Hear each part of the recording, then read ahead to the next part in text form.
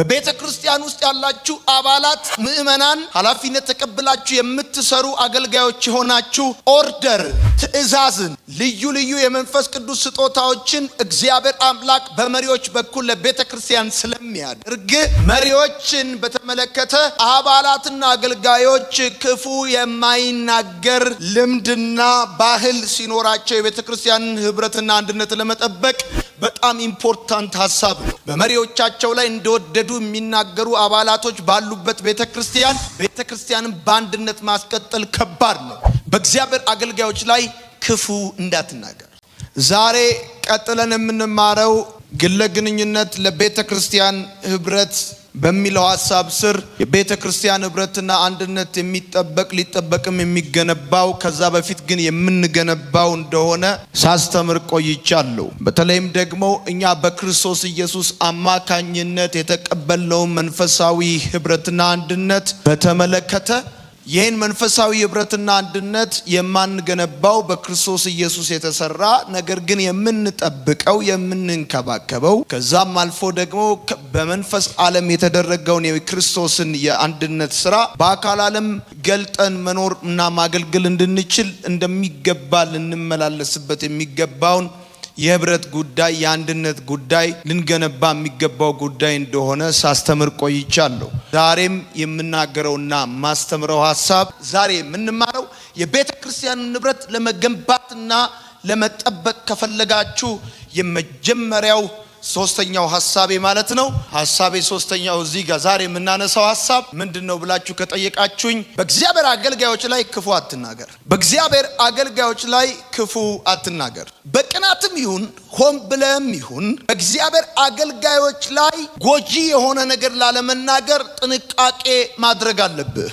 በተለይ በቤተ ክርስቲያን ውስጥ ያላችሁ አባላት ምእመናን ኃላፊነት ተቀብላችሁ የምትሰሩ አገልጋዮች ሆናችሁ ኦርደርን ትእዛዝን ልዩ ልዩ የመንፈስ ቅዱስ ስጦታዎችን እግዚአብሔር አምላክ በመሪዎች በኩል ለቤተ ክርስቲያን ስለሚያደርግ መሪዎችን በተመለከተ አባላትና አገልጋዮች ክፉ የማይናገር ልምድና ባህል ሲኖራቸው የቤተ ክርስቲያንን ህብረትና አንድነት ለመጠበቅ በጣም ኢምፖርታንት ሐሳብ ነው። በመሪዎቻቸው ላይ እንደወደዱ የሚናገሩ አባላቶች ባሉበት ቤተክርስቲያንን በአንድነት ማስቀጠል ከባድ ነው። የዝማሬን አገልግሎት የሚመሩ ይኖራሉ፣ የነቢያትን አገልግሎት የሚመሩ ይኖራሉ፣ የወንጌል ክፍልን የሚመሩ ይኖራሉ፣ የመጋቢነትን ክፍል የሚመሩ ይኖራሉ። በእነዚህ ለቤተክርስቲያን ለማነጽ አባኞችን ወደ ክርስቶስ ለማሳደግ ወደ ወንድሞች ህብረት ለማሳደግና በእግዚአብሔር ቃል እውነት እንዲተከሉ ለማድረግ በተሰጥ ስጦታዎች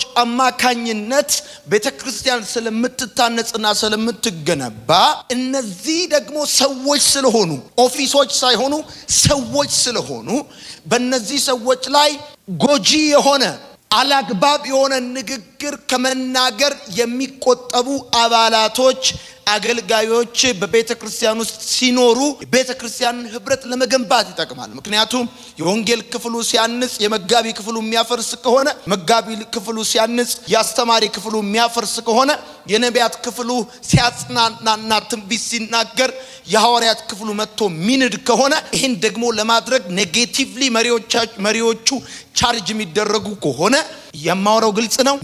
ኔጌቲቭ የሆነ ንግግር የሚናገሩ ወይም ደግሞ በአገልጋዮቻቸው ላይ አላስፈላጊና ክፉ ነገር የሚናገሩ አባላቶች ባሉበት ቤተክርስቲያን ህብረት ለመገንባት በጣም አስቸጋሪና መጥፎ ክፉ ነገር።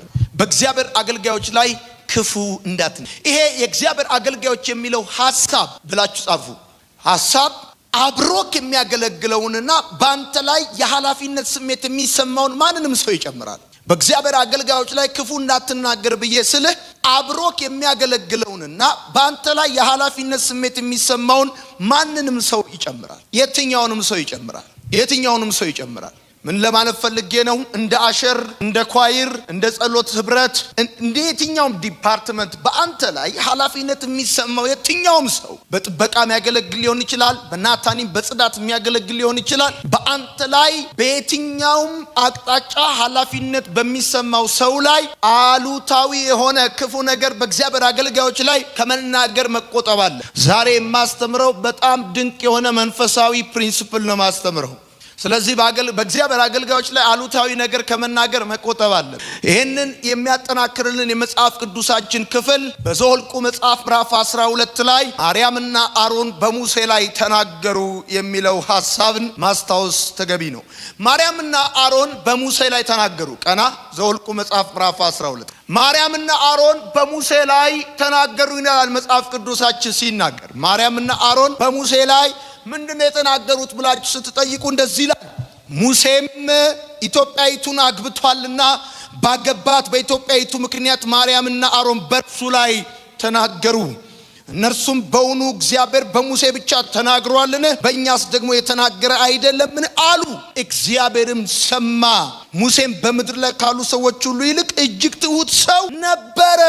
እግዚአብሔርም ወዲያው ሙሴና አሮንን ማርያምንም ሶስታችሁ ወደ መገናኛው ድንኳን ውጡ ብሎ ተናገረ። ሶስት ወጡ። በዚህ ቦታ የምትመለከቱት የእግዚአብሔር ቃል የሚነግራችሁ ማርያምና አሮን የሙሴ ወንድምና እህቶች ናቸው። አብረው በአገልግሎት ከሙሴ ጋር የተጠመዱ። እንደውም ደግሞ በዘጸአት መጽሐፍ ምዕራፍ 15 ቁጥር 20 ላይ የእግዚአብሔር ቃል ሲናገር ነቢይቱ ማርያም ከበሮ አንስታ መዝሙር እንደዘመረች ብዙ ሴቶች እንደተከተሏት የእግዚአብሔር ቃል ይናገራል። የመንፈስ ቅዱስ አብርሆት፣ የመንፈስ ቅዱስ ሕልውና መገለጥና ትንቢት የተሰጣቸው ሰዎች ናቸው። እግዚአብሔርን እንደ አፍ ሆነው የሚያገለግሉ፣ በእግዚአብሔር ፋንታ ሆነው መልእክት ከእግዚአብሔር ዘንድ የሚያመጡ ሰዎች ናቸው። በሙሴ ላይ የተናገሩት ሰዎች ተራ ሰዎች አይደሉም። ፖዚሽን ያላቸው ሰዎች ናቸው። ስፍራ ያላቸው ሰዎች ናቸው። እነዚህ ሁለት ሰዎች ደግሞ ሲናገሩ ይላል መጽሐፍ ቅዱስ ማንም አይደለም የሰማቸው። ሰው በሌለበት፣ ተከታይ በሌለበት፣ ጓደኛ በሌለበት ሁለቱ ብቻ ነው ያወሩት። በደንብ እኔን እያያችሁ ስሙኝ። ሁለቱ ብቻ ነው ያወሩት። ሁለቱ ብቻ ሲያወሩ የሰማቸው እግዚአብሔር ይሰማል። ሁለቱ ብቻ ሲያወሩ የሰማቸው ማን ነው? እግዚአብሔር። እግዚአብሔር ሰማቸውና ሙሴ እንደዚህ አለው፣ ማርያምና አሮንን ጥራና ሶስታችሁ ውጡና ወደ ሜዳ አገኙኝ አላቸው። በዚህ ቦታ ማርያምና አሮን ምንድነው የተናገሩት ብላችሁ ስትጠይቁ ሁለት ጥያቄ ነው በሙሴ ላይ ያነሱት። አንደኛ ኢትዮጵያዊቱን አግብቷል። ሁለተኛ መሪነቱን ብቻውን ይዞታል። ሰብሰብ ስታረጉት እኔ ብቻ ነኝ ዓለምን ነው። እግዚአብሔር በሱ ብቻ ነው ወይ? በእኛ አልተናገረም ወይ? በእኛ ትንቢት አልተነገረም ወይ?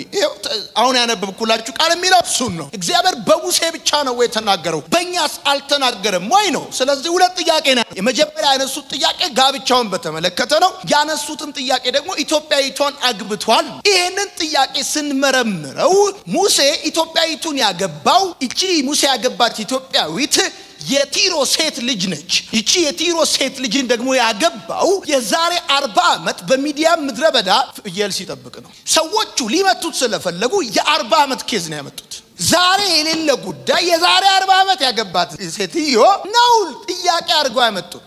ሰው ሊመጣ ከፈለገ በመሰረቱ ሙሴና አሮን ጴንጤ ናቸው። ያልኩበት ምክንያት ምን እንደሆነ ሲሰነብት ይገባል። ምን መሰለ? እስራኤል ከግብጽ ሳይወጣ ቀይ ባህር ሳይከፈል መና ሳይወርድ መራራ ውሃ ሳይጣፍጥ እንጨት ጥሎ ሳይጣፍጥለት ያኔ ከፈርዖን ቤት ኮብልሎ ምድረ በዳ በሚዲያም ምድር በነበረበት ዘመን ያገባትን ሴት ኢሹ አድርገው ነው መዘው ያመጡ። አንደኛ አሉ አሁን እንደ ኔሽን ከፈርዖን ባርነት ነፃ ወጥቶ እየሄደ ያለውን ህዝብ በነሱ ሳይል ሊያሰልፉ ሲፈልጉ የመጀመሪያ ያነሱት ሐሳብ የመጀመሪያ ኢትዮጵያዊቱን ሴት አግብቷል። እቺን ኢትዮጵያዊቷን ሴት ያገባው መቼ ነው ጥያቄ። ያገባት ከ40 ዓመት በፊት። ከ40 ዓመት በፊት የተደረገ ጉዳይ ዛሬ ምን ስለሆነ ነው የተቃውሞ ሐሳብ ሆኖ ሊመጣ የሚችለው? ከግብጽ ያኔ ሊወጡ ሲሉ ኢትዮጵያዊቱን ሴት ስላገባ አንተ አትመራንም ብለው ለምን አልቀሩም ነበር? ቀይ ባህር ሲከፈል ደመናው ከፊት የነበረው ወደ ኋላ ሲመጣ ጽኑ እጅ ሲያዩ ከበረው አንስተው አብረው አልተሰለፉ? ዛሬ ፖዚሽኗን ሲፈልጉ፣ ዛሬ ሙሴ ያዛትን ያችን ሊደርሺፕ ሼር ማድረግ ሲፈልጉ፣ ታዋቂነት ሲፈልጉ የወንድማቸውን ኦልድ ፋይል አመጡ። የሚገርመው ነገር ሁለተኛ ላይ ያነሱት ጥያቄ የማይካድ ትክክለኛና እውነትነት ያለው ጥያቄ ነው። ሙሴ ብቻውን 600,000 ሰው ይዟል። እዚህ ቸርች 2,000 ሰው ነው የሚቀመጠው። 600,000 ሰው ማለት ቀልድ እንዳይመስል። ይሄንን 600,000 ሰው ብቻውን እየመራ ነው አሉ። ትክክል ነው። ግን ጥያቄው ሙሴ ራሱን በእስራኤል ላይ ሾሟል ወይ ነው። በእስራኤል ላይ የሾመው እግዚአብሔር። ስለዚህ ፋይትም ማድረግ ያለብህ መጋፋትም ያለብህ እግዚአብሔርን ነው። ይሰማል ያወራሁት ጉዳይ። ለዚህ ነው አሮን ስንፍና ተናግረናል፣ ስንፍና አድርገናል ብሎ ኮንፌስ ያደረገው ለሙሴ። አሮን ትክክለኛ ጥያቄ ነው። በጣም የሚገርማችሁ አሮንና ማርያም በሙሴ ላይ ሲናገሩ ቅናታቸውን ደብቀውን፣ እግዚአብሔርም ያያቸው በደበቁት በኩል ነው።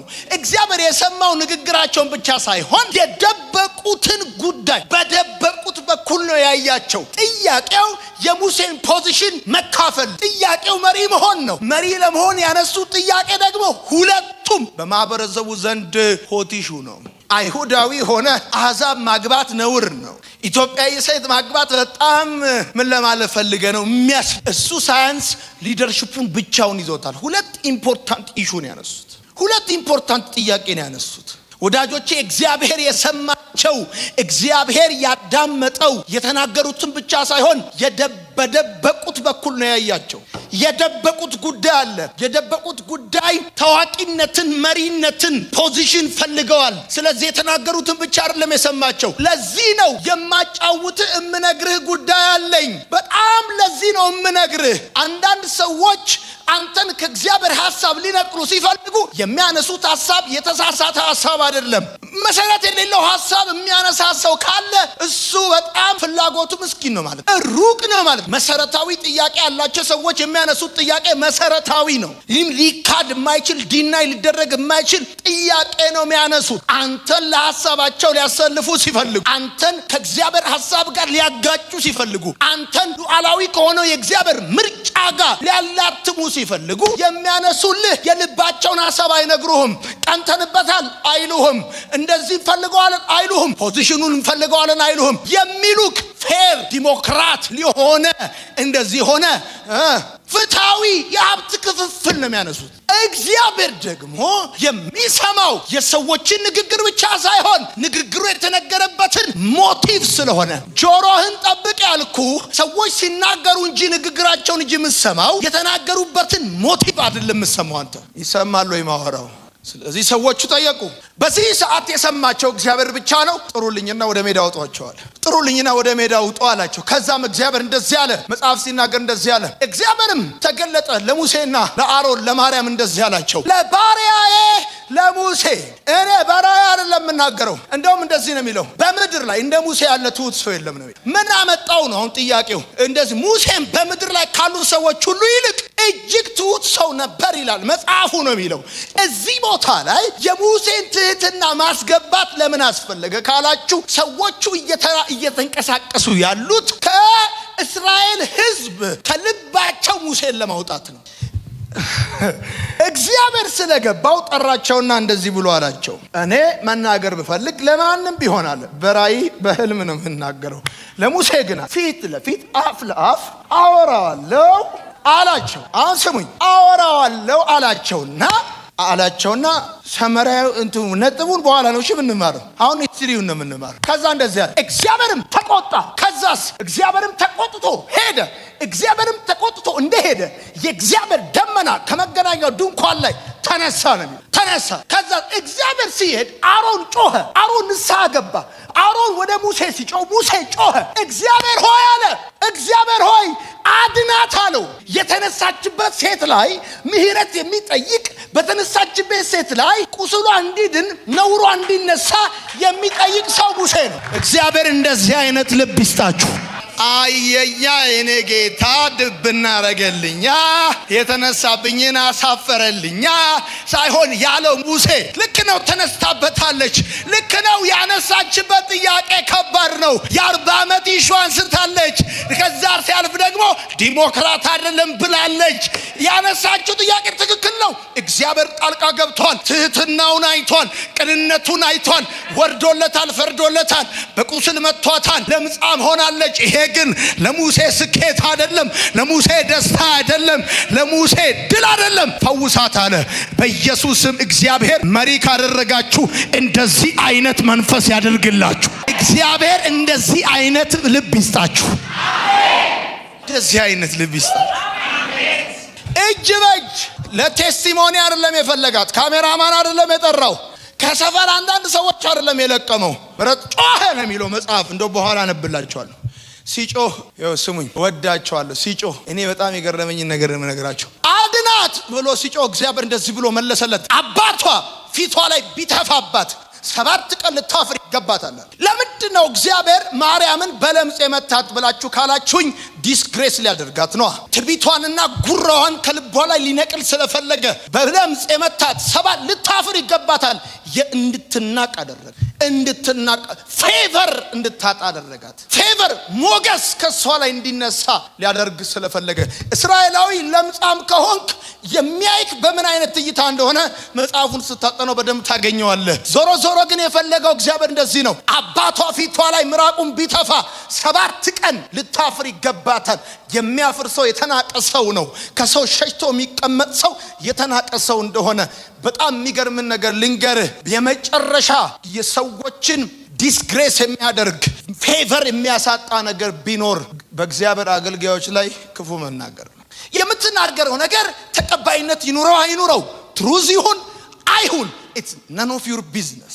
እግዚአብሔር መቼም ሼር የማያደርግ ወንበሩን ነው ሼር አያደርግም። በጣም ብዙ ሰዎች ፌቨር የሚያጡት ተቀባይነት ሴትየዋ እቺ ማርያም የምትባለው ነብይት በሚቀጥለው የአገልግሎት ዘመኗ ኩራትና ትዕቢት እንዳይዛት ከእስራኤል ሕዝብ ላይ ፌቨር እንድታጣ ሲፈልግ እግዚአብሔር 7 ቀን ለምጻም አድርጎ አስቀመጣት። ይኸውልህ አንተ በእግዚአብሔር አገልጋይ ላይ ካወራህ አትጠራጠር። ምናልባት ሻይ የሚጋብዝ ላታጣ ትችላለህ። የሚከተለ ጄኔሬሽን ግን ታጣለህ። እግዚአብሔር የሚወስድብህ የኪስን ሳይሆን የስፒሪት ኦፍ ፌቨር ነው የሚወስድብህ። የሞገስ መንፈስ ካንተ ላይ ከተወሰደ ደግሞ ኖዋን ማንም አይሰማም አይከተልህ። ለዚህ ነው ኢትዮጵያ ውስጥ ወጥቶ እንደ ሸምበቆ እንደ ሙቀጫ የሚንከባለሉ አገልጋዮች የመውደቅ የሚጀምሩት ስለ ሌሎች የእግዚአብሔር አገልጋዮች መናገር ሲጀምሩ ነው። ስለ ሌሎች አገልጋዮች መናገር የጀመርክ ቀን ሞገስ ማጣት ይጀምራል። ምናልባት ሰዎች ያንን የሚፈልጉት አገልጋይ ሊሆንላቸውና አንተ የምትናገረው ነገር በሚገርም አድናቆትና አንገት መነቅነቅ ሊሰሙክ ይችላሉ። ሲሄዱ ግን ስላወራህላቸው ነገር ብቻ ሳይሆን አንተ አውሪው ማን እንደሆንክ በሚቀጥለው ዙር ደግሞ አንተ ምን ልትሆን እንደምትችል እያሰቡ ነው የሚሄዱት። አትጠራጠር። እዛ ጋር ቁጭ ብለህ ወይም ደግሞ እኔ በሌለሁበትም ይሁን እዩ በሌለበት የአምላክ በሌለበት አውርተ ሰዎች ሰምተው ሊሆን ይችላል። በሚቀጥለው ቀን አንተ እኔ ጋር ስትመጣ ሌላ ስለሆንክ እነሱ ጋር ስትሄድ ሌላ ስለሆንክ መድረኩን ልሰጥ ይችላለሁ። አላወኩማ። ስትቆም ግን ሚሰማክ ሰው በንቀት ነው ሚሰማ። ወራዳ እንደሆንክ እያሰበ ነው ሚሰማ። ፌቨር ታጣለህ። አንተ ሞገስህን ኪፕ ማድረግ ከፈለክ በእግዚአብሔር አገልጋይ ላይ አንደበትህን ኪፕ አድርግ። እናንብበው። እንደዚህ ይላል ቁጥር 9 እግዚአብሔርም ተቆጥቶባቸው ሄደ፣ ደመናውም ከድንኳኑ ተነሳ፣ እነሆም ማርያም ለምጻም ሆነች፣ እንደ አመዳይም ነጭ ሆነች። አሮንም ማርያምን ተመለከተ፣ እነሆም ለምጻም ሆና ነበር። አሮንም ሙሴን ጌታ ሆይ ስንፍና አድርገናልና በድለንማልና እባክህ ኃጢአት አታድርግብን። ከእናቱ ሆድ በወጣ ጊዜ በግማሽ ስጋው ተበልቶ እንደሞተ እርሷ አትሁን። ሙሴም ወደ እግዚአብሔር ጮኸ፣ አቤቱ እባክህ አድናት አለው። እግዚአብሔር ሙሴን አባቷ ምራቁን በፊቷ ቢተፋባትስ እንኳ 7 ቀን ታፍር ዘንድ ይገባት ነው። 7 ቀን ከሰፈር ውጭ ተዘግታ ትቀመጣ ታፍር ዘንድ ነው ያስቀመጣት። ታውቃላችሁ ሆይ እግዚአብሔር የሙሴን ጸሎት ከሰማ፣ እግዚአብሔር የሙሴን ጸሎት ካዳመጠ፣ ለምጿን ከፈወሰ ለምን 7 ቀን ሊያስቀምጣት ፈለገ ካላችሁኝ ፌቨር እንድታጣ። ነገ በእስራኤል ላይ በሙሴ ላይ ተነስታ በመሰረቱ ታውቃላችሁ እሷ ታዋቂነቱና ሊደርሺፑን ፈለገች እንጂ አሮንና ማርያም ታማኝ አይደሉም። ለምሳሌ ሙሴ ተራራ ላይ ወጥቶ እግዚአብሔርን ሲሰማና ሕግ ሲቀበል እነሱ የጥጃ ጣዖት ለመስራት ሰከንዳል። እነሱ ሊደርሺፑን እንጂ የሚፈልጉት ለእግዚአብሔር ልህርታቸው በጣም የተለያየ ነው። ይሰማል ወይ ነው ታፍር ዘንድ አለ። አንደበትን በእግዚአብሔር አገልጋዮች ላይ መጠበቅ ያለብህ አንተ ዲስግሬስ እንዳትሆን ነው። ነገርየው በራሱ ዲስግሬስ ያደርጋል። እኔ በሮሜ መጽሐፍ መልእክት በጣም ነው የማምነው። ባሪያ ቢቆም ለጌታው ቢወድቅ ለጌታው በሚለው በጣም ነው የማምነው። ኢትዮጵያ ውስጥ ኖረንም ስላየን ሂድና ብዙ አገልጋዮች የሆኑ አገልጋዮች ዝም ብለህ ወደ ኋላ ሂድና የተነሱበትን ሲዝን አስተውስ። ከዛ መተው ዲክላይን ማድረግ የሚጀምሩት ሌላ አገልጋይ መስደብ ሲጀምሩ። በአርብ ፕሮግራም ሮብ ፕሮግራም ሲቀጠቅጡ፣ በሮብ ፕሮግራም ቅዳሜ ፕሮግራም አናቃቸውም እንዴ ሲሉ፣ ምክንያቱም ይሄ በእግዚአብሔር ፋንታ ስለሆነ ጉባኤውም የእግዚአብሔር ጉባኤ ስለሆነ የእግዚአብሔር ደመና ይነሳል። አትጠራጠር፣ ይነሳል የእግዚአብሔር ደመና። ሰዎች ሲዝናቸው ሲጨርሱ፣ ስራቸውን ሲጨርሱ ማውራት የሚጀምሩት ስለ እግዚአብሔር አገልጋዮች ነው። ረጅም እዛጋ ክብር ጋር ካልክ ስማኝ፣ እዛጋ ካልክ ስማኝ፣ እዚህ ጋር ከሆንክ አትስማኝ። ግን እዛጋ ፍጥነት ጨምሬ ሄዳለው፣ ፍጥነት ጨምሬ ካልክ፣ እዛጋ ካልክ እዚህ ጋር ምን ትሰራለህ? እዛጋ ካልክ እዚህ ጋር ምን ትሰራለህ? አሁን ስማኝ፣ 4 ነገር አስታውስ ብለህ ጻፍ። 4 ነገር አስታውስ።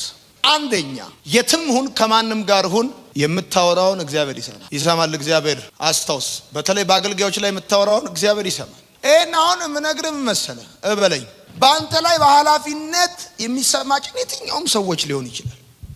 ማንም ሊሆን ይችላል። ዮናታን አክሊሉ እያልኩ አይደለም። ማንም ሊሆን ይችላል። ማንም ሊሆን ይችላል። ማንም ሊሆን ይችላል። አንተን ለማገልገል የቆመ አንድ ምስኪን ሰው፣ የቆመ ሰው ምስኪን ሰው ሊሆን ይችላል። ማንም። ይሄ አሁን ከሌላ ጉዳይ ጋር አይደለም፣ ከተሰጠ ተልእኮ ጋር ነው። ባይ ዘ ዌይ ሩቅ ምስራቆች እንደዚህ የሚሉት ለምንድነው ታውቃላችሁ? ሁሉንም ሲያገኙ ነው የሚሉት። ለምንድነው ታውቃለህ? እግዚአብሔር ቢሆንስ አምላክ ቢሆንስ ብሎ ስለሚጠረጥሩ ነው። እዚህ ሰውዬ ውስጥ እግዚአብሔር መጥቶ ቢሆንስ ብለው በጣም ትህትና መስለዋል።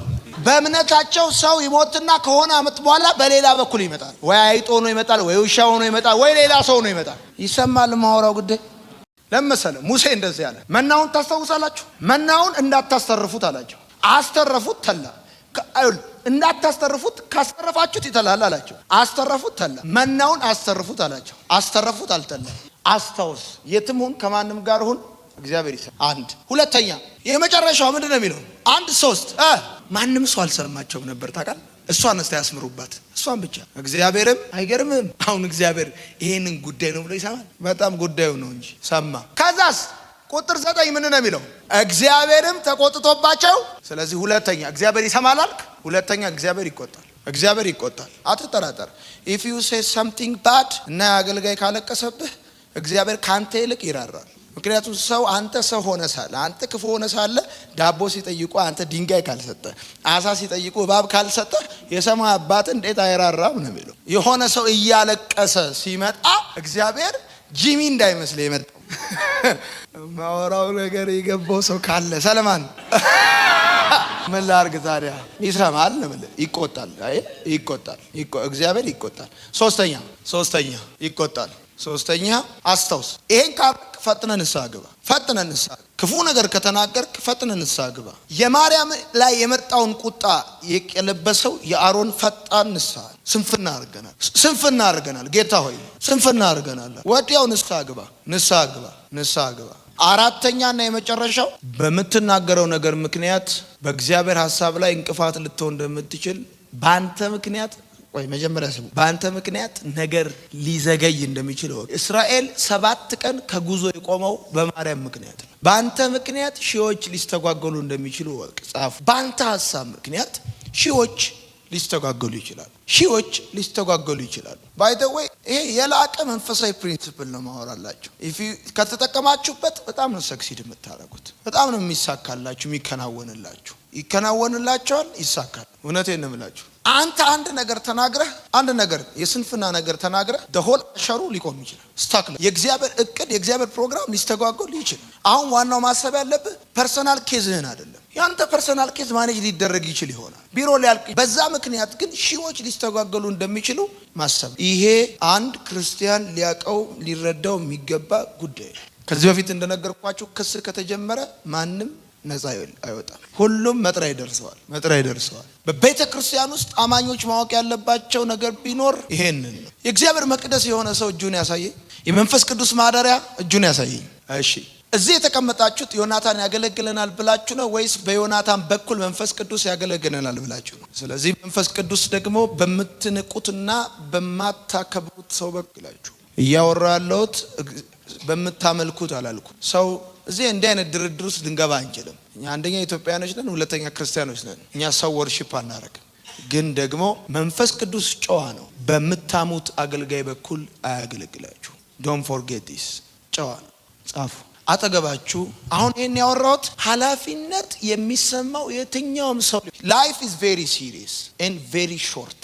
ህይወት አጭርና ሲሪየስ ነው። ነገ በጣም ጃይንት እንደምትሆኑ ቤተክርስቲያን እንደምትመሩ ብዙ ጀነሬሽን እንደሚከተላችሁ አምናለሁ። በጣም ነው ማምነው። ዛሬ የምንሄድበት ድሪም ላይነር ፕሌን ከዚህ በፊት በነበሩ አመታቶች ያልነበረ ሁሉ ጊዜ ነገሮች ያድጋሉ እንጂ አያንሱ። ልክ እንደዛው ነው በዚህ ጄኔሬሽን በዚህ ሲዝን ከሚገለገለው ይልቅ በሚቀጥለው ሲዝን የሚገለገለው የእግዚአብሔር ኃይል ከመጠን ይልቅ እየጨመረ የሚሄድ ነው ይሰማል ከእግዚአብሔር ፕሮግራም አንፃር። ስለዚህ እናንተም ደግሞ በዛ ልክ ራሳችሁን ማስተካከል በጣም ኢምፖርታንት ስለሆነ አጠገባችሁ ያለውን ሰው ይዩትና ማንም ይሁን በሉት፣ የትም ይሁን በምታማው ሰው በኩል በምትንቀው ሰው በኩል ልትጎዳው በምትፈልገው ሰው በኩል እግዚአብሔር አያገለግልህም።